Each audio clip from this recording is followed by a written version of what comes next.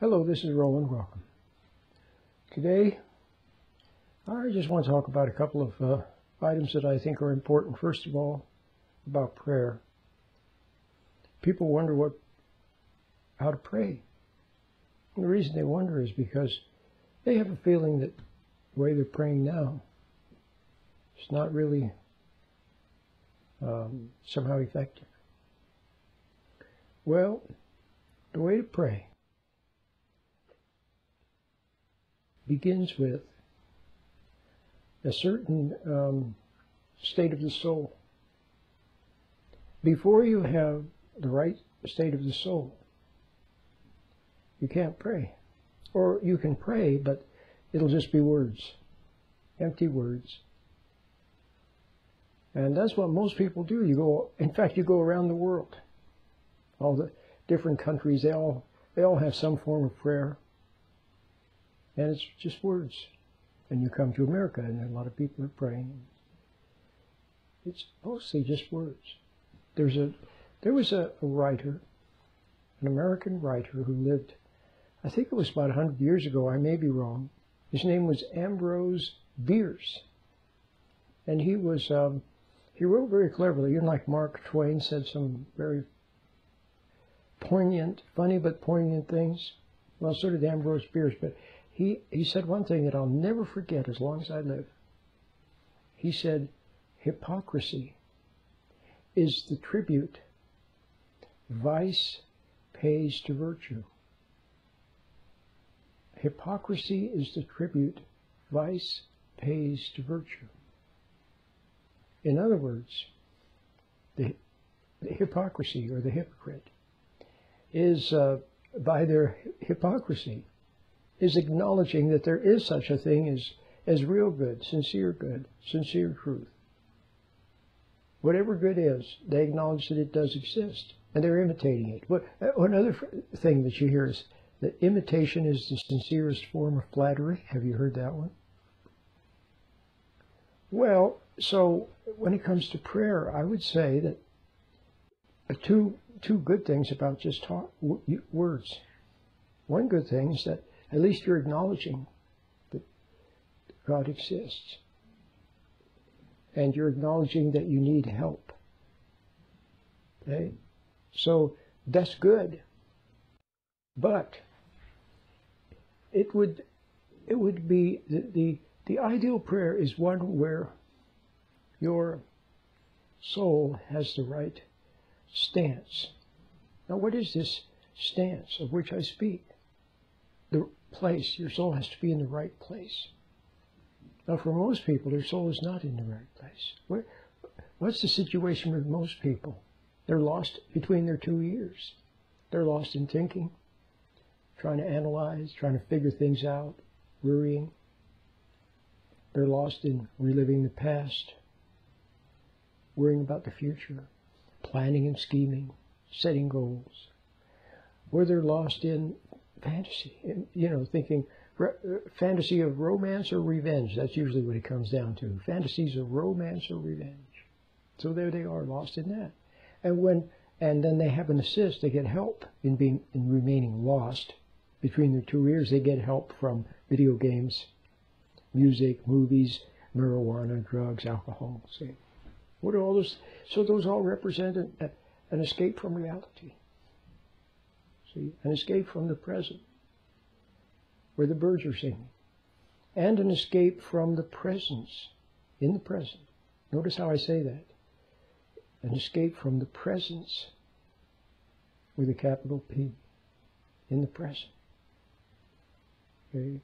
So God does not dwell in the imagination, or in images, or in fantasy. Okay? He is where thoughts are not, actually. He's in reality. His presence is all around you. His warmth, His love, it's like electricity.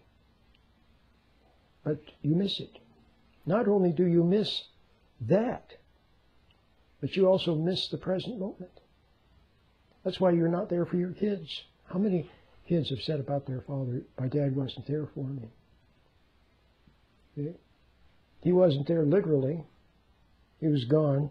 There'd been a divorce or something. Or he was there, sitting in the living room watching football, but he wasn't there somehow emotionally. So, the right stance, that's the most important thing. See, first things first. Christ said, put first the kingdom of God in His right way, and all other things will be added unto you.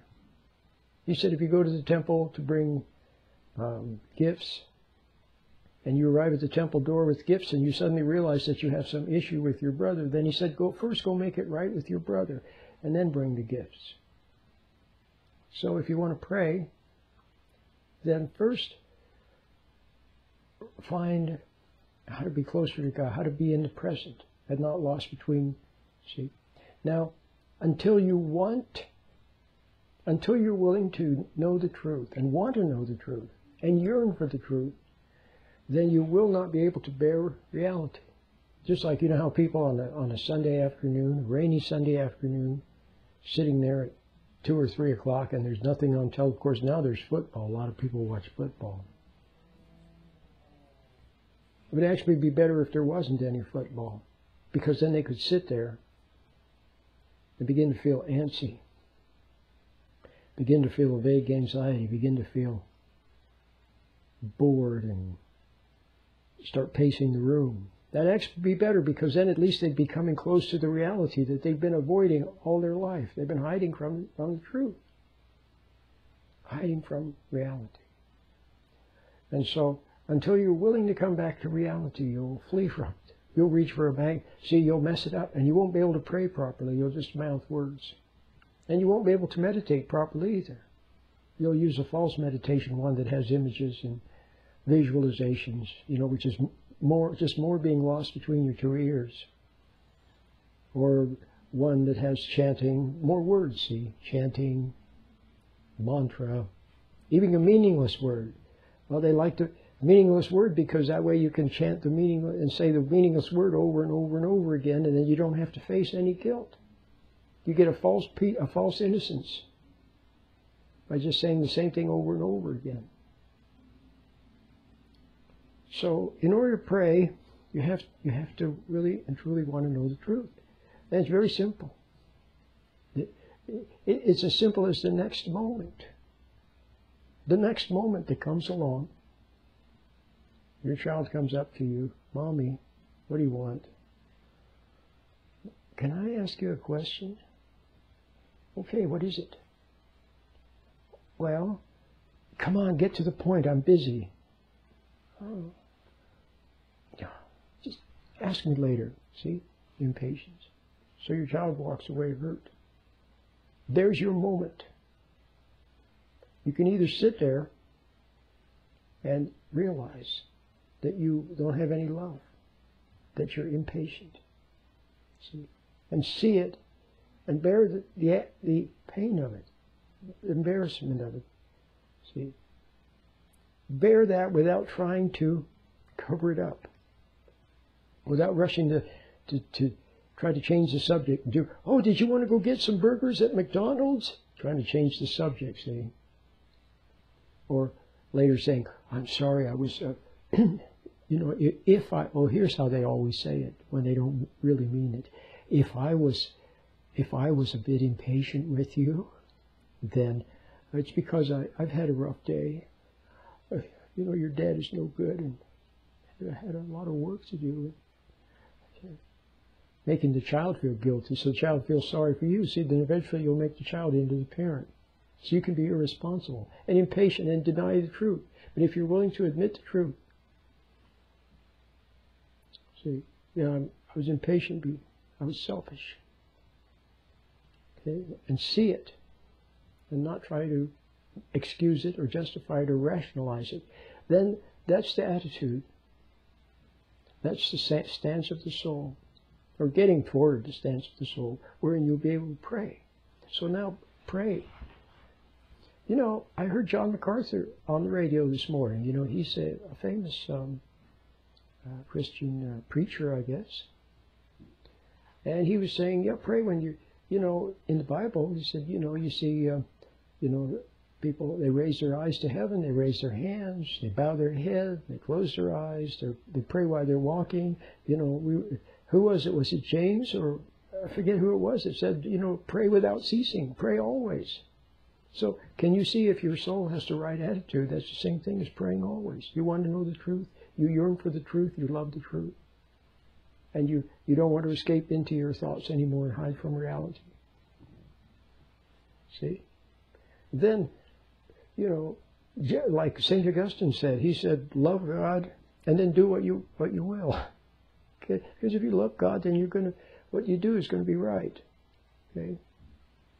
So, but he's so, I thought that was a good point. So then, yeah, you can pray with words. You won't need words. See? When you pray, when you want to know the truth and you yearn for it, well, and God knows what you need before you even ask Him, it says in the Bible. So there you are. Then if you use words, there's no harm to it. There's no harm in it. If you don't use words, you use words. You close your eyes, you don't close them. It's all good. He said, well, you said with little kids, I thought it was so cute. Then I went to look at the transcript, you know, at the website. Because he had quoted a Bible verse. It was Luke 18, verse 1, which turned out to be, you know, he said, pray. When you encounter, you know, turmoil and troubles, he said, pray, don't faint. In other words, don't overreact, pray. Okay? But when I saw the transcript, I noticed that he said with little kids sometimes, you tell them to close their eyes, bow their head and close their eyes. And he said, close their eyes is good because that way they're not going to be fidgeting and talking and looking at each other and making all kinds of bundle things that kids do. You see what I mean? That makes sense. Okay. Well, anyway, you got the idea. So now you see why I always emphasize the meditation. Of course, it won't work for you if you're not ready for it. When will you be ready for it? I don't know. I have no idea. Okay? But if you're ready for it, then it'll work. And it does help. It helps you to get the hang of being in reality, in the present, and not lost in imagination and fantasy. You're much better off to be in reality. Let's put it that way. You're closer to God that way. My name is Roland.